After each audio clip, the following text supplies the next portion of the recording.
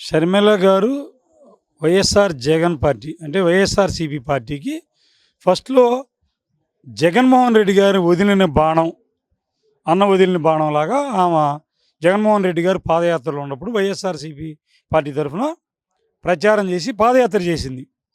దానివల్ల మంచి పరిపక్వమైనటువంటి నాలెడ్జ్ వచ్చింది. రాజకీయవేత్తగా ఎదిగింది. రెండోది తెలంగాణలో గత 3.5, 4 సంవత్సరాలు బట్టి టీపీసీ అని తెలంగాణ వైఎస్ఆర్‌సీపీలా పెట్టుకొని అక్కడ కూడా అన్ని నియోజకవర్గాల్లో కొంత కవర్ చేసి మంచి నాలెడ్జ్‌ని ఎక్వైర్ చేసింది. ఇప్పుడు ఆ పార్టీని కాంగ్రెస్ పార్టీలో మెర్జ్ చేసి ఆంధ్రప్రదేశ్ కాంగ్రెస్ ప్రెసిడెంట్‌గా ఇక్కడ అధ్యక్షులను నియమించడం జరిగింది.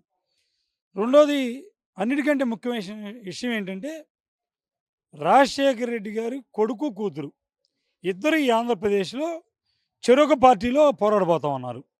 రెండోది కాంగ్రెస్ పార్టీకి కంచుకోట ఓటు బ్యాంక్ ఎవరైనా ఉన్నారంటే ఈ రాష్ట్రంలో అందరికీ తెలుసు. ఒక సామాజిక వర్గం అంతా కూడా కాంగ్రెస్ పార్టీకి ఉంటారు. ఎస్సీ, ఎస్టీ, బీసీలు కొంతమంది కాంగ్రెస్ పార్టీకి వెన్నెముకలుగా నిలబడ్డారు ఎప్పటినుంచో. వాళ్ళందరూ కూడా ఇక్కడ కాంగ్రెస్ పార్టీ ఎప్పుడైతే విభజన చేసి రాష్ట్రాన్ని విడగొట్టిందో మొత్తం 99% వాళ్ళందరూ కూడా వైఎస్ఆర్‌సీపీకి వెన్నుకన్ను నిలబడ్డారు.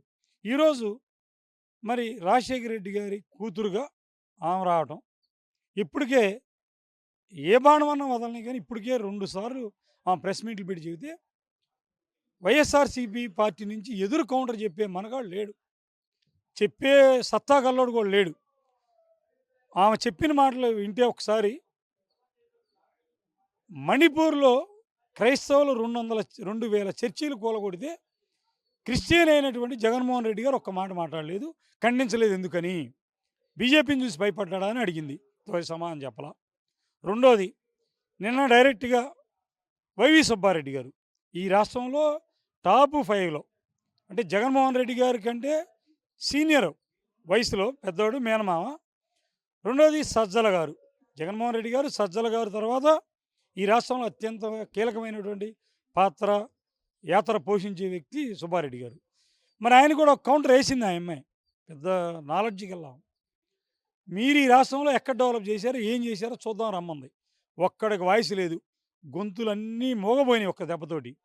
మరి దీనివల్ల ఈ రాష్ట్రంలో ఉన్నటువంటి వైఎస్ఆర్‌సీపీ కేడర్ అంతా ఏమనుకుంటున్నారంటే, ఈ వైఎస్ఆర్‌సీపీ మొత్తం కుప్పకూలిపోయేటట్టుంది. ఇది ఎప్పుడు దివాలా తీసి అడుక్కుపోద్దో తెలీదు. కాబట్టి కాంగ్రెస్ పార్టీ ముందుకొస్తదని ఆ పార్టీలో చేరికలు పెరిగినాయి.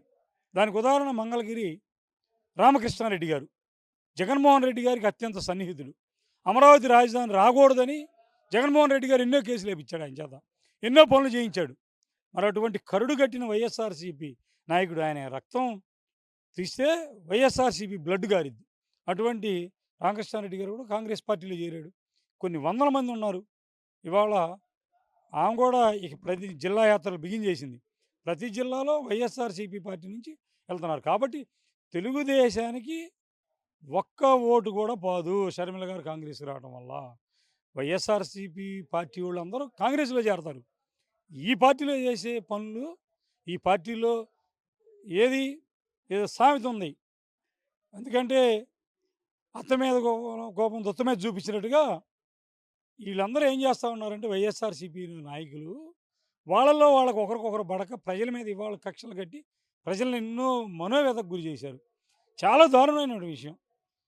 ఇవాళ అనంతపురం జిల్లాలో ఒక రైతు రేతిరిమోళ్ళు కష్టపడి పండించినటువంటి 20 క్వింటాల మిర్చిని తగలబెట్టారంట వైఎస్ఆర్‌సీపీ వాళ్ళు. ఇంతకంటే దౌర్భాగ్యం ఏమైనా ఉందా?